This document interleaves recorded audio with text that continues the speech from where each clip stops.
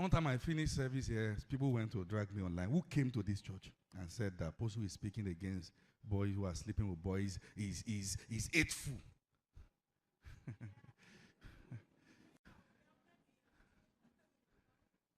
Really? I'm here to teach you how to be a man. I'm here to help you. I'm not here to cut you down or to hate you. If you're a boy, that when you see boys, you have erection, something is wrong. And that thing began because there was no real man around to let you know that it is wrong. That's how it started. Or you went to a school, you were being touched by boys, and you were damaged, and there was no real man you could confide in.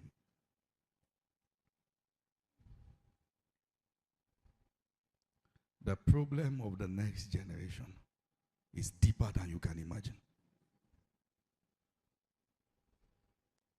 I can't say with my full chest that we're in trouble, because I know God will raise deliverers out of Zion. But if there's anything that is inordinate, it should not be forced on the church, because the church has standards.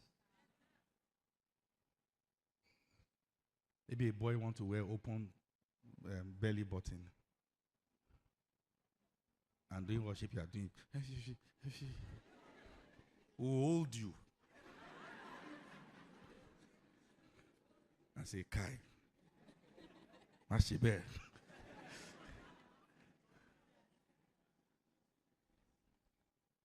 Are there men here that God is raising? Yes, that because of you, the next generation will be better? Yes, are there men here? Yes, now, let me show you a few things. Are you still here? Yes, the foundation is what the devil wants to weaken. And I told you that when it does that successfully, people become trapped in their childhood state. The first sign of that is timidity and fear. One of the things, the role of a father in the life of a child is to embolden the child and give the child a sense of identity. Some of you have children who are assertive, or you call them stubborn, and you talk courage out of them, and you beat them up for standing their ground. And now somebody is touching them outside. They can't talk. Because the children who should stand and say no, you flogged courage out of them. I can't tell anybody not to beat their children, but don't beat esteem out of them. Some of you went to schools that if they land you conk on your head, and now you are still struggling to compete with those whose head they didn't knock.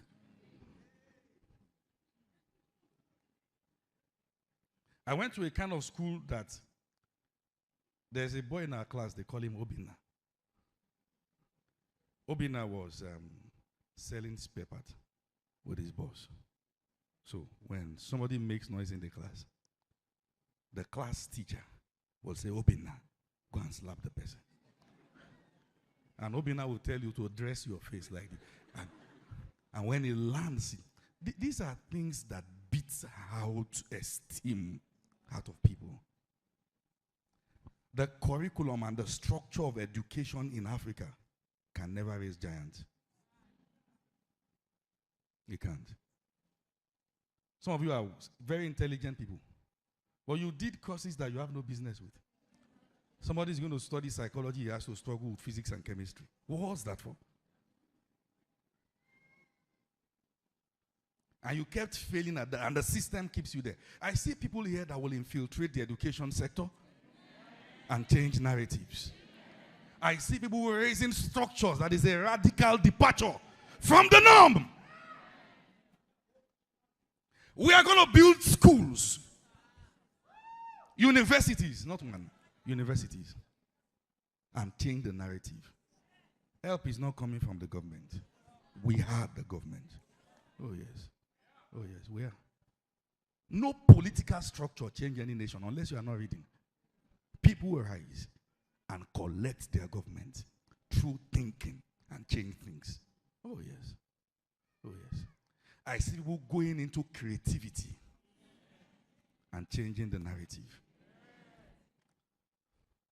I returned from Qatar this morning, and I was in the airport yesterday night. I was having a video call with some of our pastors. I said, see airport. The place even get garden inside. Waterfalls, you sit down, the air is clean. What did we do in this country?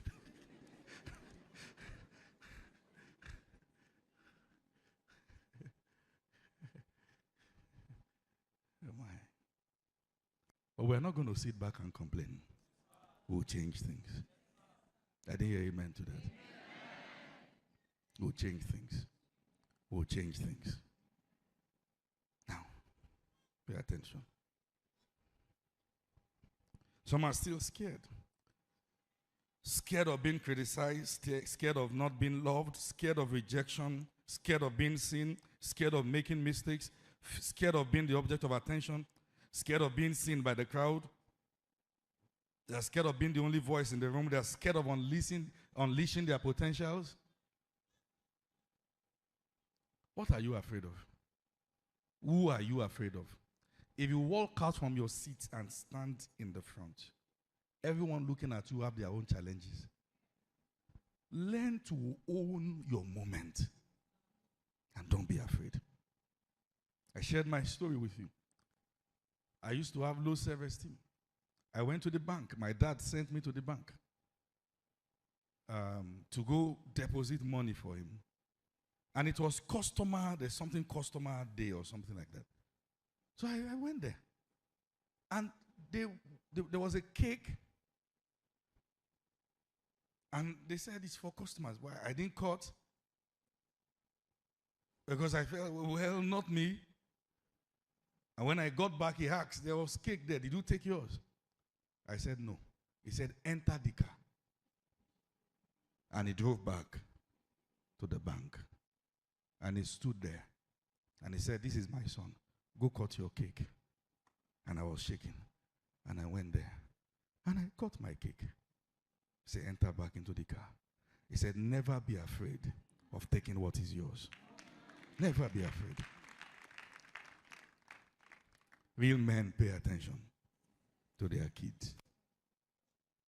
You pay attention. Some of you may feel maybe I'm hostile, but I'm not. I love you too much to allow you continue like this. A real man gives courage to their children. Number 2 sign of that, I said to you after fear, people-pleasing culture. Where a child wants to please everyone. And some are still there. They displease themselves to make everyone happy. And try to earn people's approval. And I said to you, when you live like that, people will manipulate you. They will. One of the things I need you to be able to accept is criticism. That when people don't approve you, it doesn't count as anything. It's their choice. I don't like Femi Lazarus. Well, it's your business. I'm not going to change for anybody. This is who I am. I wish you were like this. Well, get the clay, mold it, and make it like that. You bend here based on opinion, then you bend there based on opinion, then you are not left. There's nothing left of you. You have people, honor people, but don't make anyone your idol. Honor people. I love what you're doing. I celebrate you. I honor what you're doing. It's okay. Do you and be fine. Okay? Do what you're going to do. I stood here, spoken about several things that the government intended to do. I don't care whether any pastor speaks about it. They didn't call me. And when we speak, the government listen. And they make adjustments. Leadership is the ability to start first. Others will learn. The spirit of leadership doesn't wait for validation. You do it based on conviction. You are a leader. You are a leader. Your decisions are valid. You are a leader. Is that okay now? You are a leader. You are not ordinary. Don't wait for validation to do what